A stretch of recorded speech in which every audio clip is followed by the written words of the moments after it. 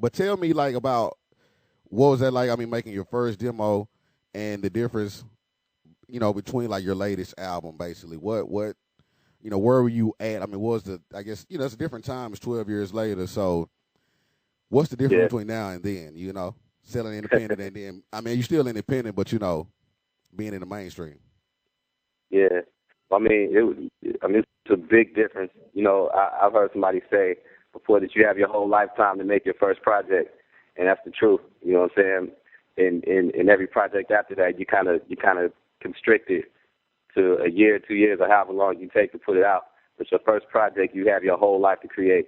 You know what I'm saying? And that's the truest thing. I just went from, no pressure, just grabbing whatever song I felt would sound good on the album, and that's how I did it. And then I was young. Everything was brand new to me. There's a lot of things that I hadn't experienced yet.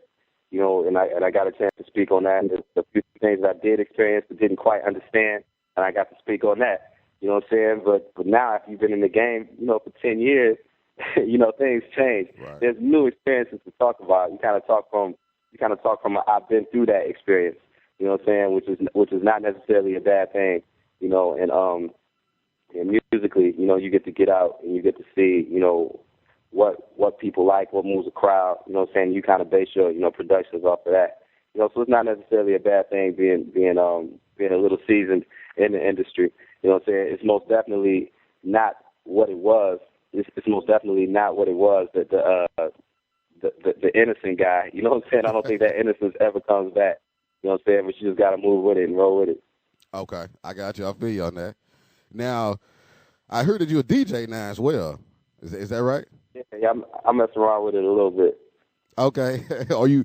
I mean, you like on a radio station or what? Like, what do you? Nah, You in the nah, not clubs? on radio stations, man. I DJ. I just DJ. After parties, and things like that.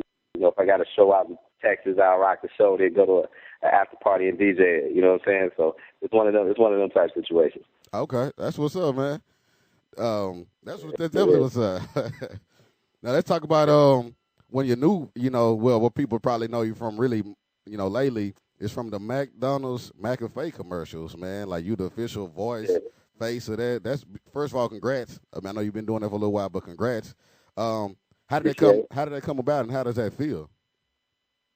That was something that my management, connected and they put that together, man. We worked with a company called Dwele out of Chicago, and the first concept was actually radio commercials. They wanted me to do a couple radio commercials, and they tested it out in a few markets to see how people would feel about it. So they put the commercials out, and the response was good from it. People were liking the commercials, so McDonald's wanted to go ahead and move on video commercials. So we went ahead and moved on it, and we did 2 video commercials for them, and it got a lot of play during the Super Bowl, which was amazing. You know what I'm saying? It was like having a music video on regular TV. You know what I'm saying? Right. But it was good though, man. I think I really enjoyed it, and I liked it. For one, I always said like one of my goals was always to make a television commercial. You know what I'm saying? It was always a goal of mine.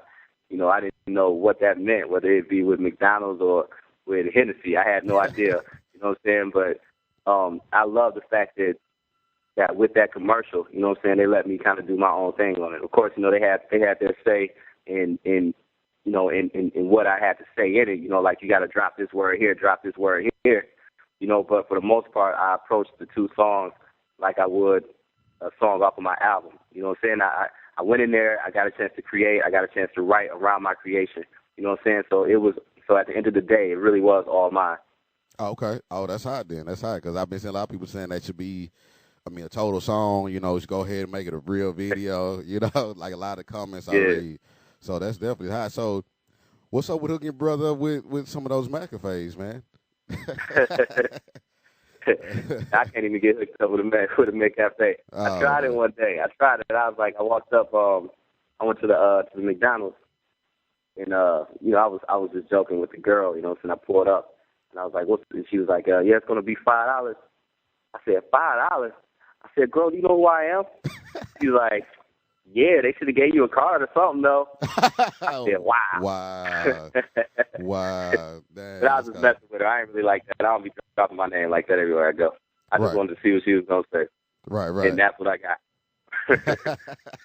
Wow, that's what's up, though. Nah, that's definitely good, though. That's big. You know what I'm saying? That's real big. So now let's talk about um. Well, something I want to ask you, RT Music Group. Now that's your record label, right? Is that That's my management's regular level. your management? Okay, okay. And y'all Yeah, got the distribution with E1 right now. Is that yeah, right? Okay. Now I yeah, know you were originally signed to Virgin, right? Back in 2000. yeah, yeah. Okay. Now what's the difference between I guess being just a artist on Virgin, or more major than being independent with RT Music Group and having a distribution deal? Um, I mean, there's a few differences. I think actually being with Virgin, the only difference I really see is creatively. Like me being a person that really likes to have his hands in on everything, as far as production, as far as lyrics, as far as artwork. You know what I'm saying? They kind of stunt you in creativity. You know what I'm saying? You have to, when you're working with a major label, you have to prove yourself first before they trust you to do anything creative. You know what I'm saying? And being a new artist coming in, you don't really get a chance to prove yourself. So it's kind of they kind of stunt you in your creativity.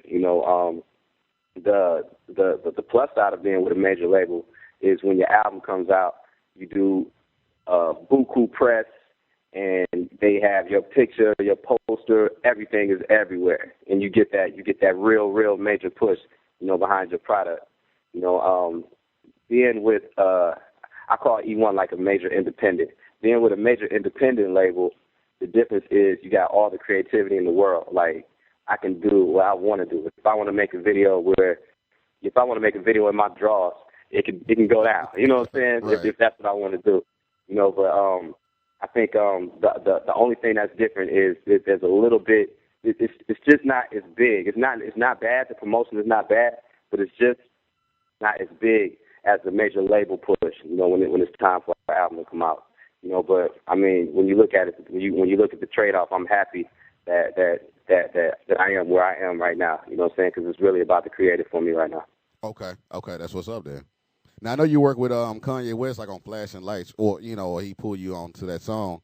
Um, is there any future plans to work with Kanye or any major artists like that? I know you don't work with a lot of people already, but what, like, after this album drops, basically, it's coming out June 29th. Just for everybody to know, June 29th is coming out. What is the future plan?